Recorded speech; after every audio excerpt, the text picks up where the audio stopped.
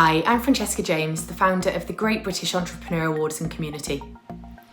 The coronavirus pandemic has caused chaos for many UK businesses, yet the crisis does seem to have brought out the raw entrepreneur in some business owners and leaders.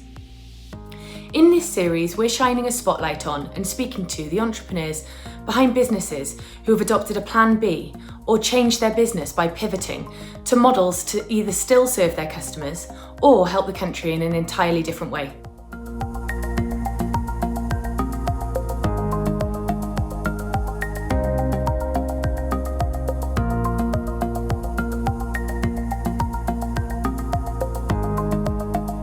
Could you start by telling me about your business pre-pandemic?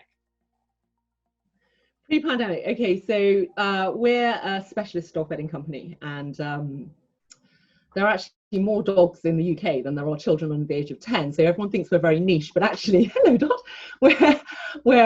there's actually, a significant number of dogs in the UK, and obviously people love their dogs. Sorry, mine is just here interrupting, want some attention. But so we focus on designing beds that are super comfy and very stylish and also perform over time, and they're made in England. And pre-pandemic, we were 9 years old, so we're in our 10th year now, and we've basically been growing year on year through that whole time. Business is going really well, and we were really looking forward to doing some really great things this year in terms of new product lines launching and celebrating our 10th birthday in some style. But sadly, pandemic may have railroaded some of those plans. So we've had to make a lot of changes actually as a result of COVID. So what sort of changes have you had to make, and what's that meant for you as a business? The main changes that we made actually, first up, one of the things that we did was our customers, just as we were as consumers and as dog people, were really struggling to just get hold of some basic essentials for their dogs, from food to supplements to toys. And that was because the big online pet stores, just like the human grocery stores, had huge demand placed on their websites and big wait times just to queue to get onto the website. And then if you got onto the website and could place an order, the delivery times were extended. It was kind of like 2 weeks before you could get a delivery. And obviously, if you've got a dog that's hungry, you can't wait 2 weeks for food. So the first change we made actually was really to deliver a service to our customers in need. So we pulled together what we called the emergency dog supply store. So in the space of 5 days, we went from concept to listing over 40 new product lines on our website, which ranged from the basics of good quality dog food to boredom busters. Suddenly everyone's locked up at home, and their dogs, and they suddenly realize actually the dogs need entertaining. It's not terribly good for them just to kind of sit around watching you sit around, So and then obviously some basic supplements for our little canine friends as well, and some essential health and maintenance kind of grooming kit, which obviously all the dog groomers are closed. So dogs don't need to be groomed just to make them look pretty. There's actually a health reason for grooming dogs. And our customers were really struggling. We were having people call us up and saying, I just can't get onto this website or X website to get the things that they needed, really. So we have great contacts in the pet sector, having been in, kind of in this industry now for 10 years. And we literally came up with the idea on Sunday evening, got into the office on Monday, hit the phones, and like I say, 5 days later, we had over 40 new product lines listed on our website. And I'd say not because we plan long term to become a general pet store. We remain luxury dog bedding designers, and that's what we specialize in. But while there was a need, certainly, I know a lot of our customers seem to really appreciate that service, and we are very fortunate in that we've got a great network within the industry, and some great companies who we literally called up and said, look, this is not long term, but there's a definite need for it, and our customers are screaming out, kind of really desperate and worried and stressed. Can you help us help them? And they straight up said, absolutely no problem, have a trade account, we can get it to you kind of next day. So amazing response, really amazing response from people who wanted to help. That's phenomenal. And That was the first big change. I'm assuming some of those businesses that therefore you're supporting through the emergency packages are small businesses too. So it's a way of bringing that community together and further supporting one another. Yeah, absolutely, absolutely. So I think that's one of the great things about the pet sector, and especially on the small independent side, as opposed to the huge mass market brands that are owned by big corporates. Most of us are in this because of a personal experience or reason. You know, for example, we started designing beds because I couldn't find anything. I think Theo's bored now.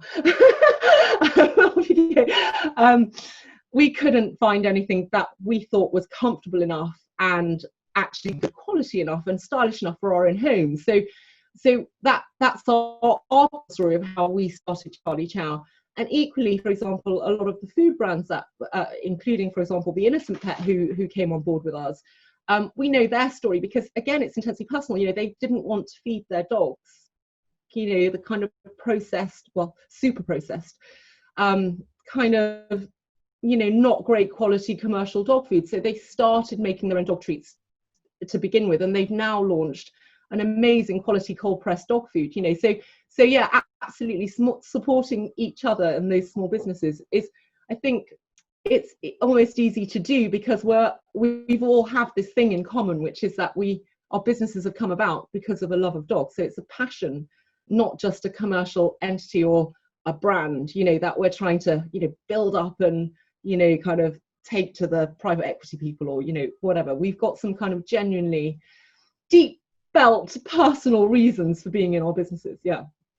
And you mentioned that was the first change. So what other changes have happened? So one of the next things we did was a massive pivot in terms of our tech stack, and a project that has been kind of in the background as we should do that at some point became absolutely critical. So we implemented a new inventory and order management system into our tech stack, and saved us 2 hours a day, which was amazing. So we made quite radical resourcing changes as well as the way that we work with technology to make us more efficient.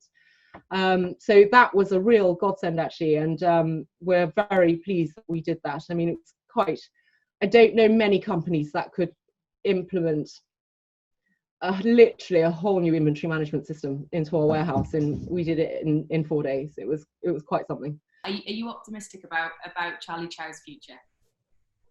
Yeah, we really are. So it's our 10th birthday in August, as I mentioned. There's not many, in fact, if any, luxury dog bedding companies around who've been in the business as long. We've seen people launch and go.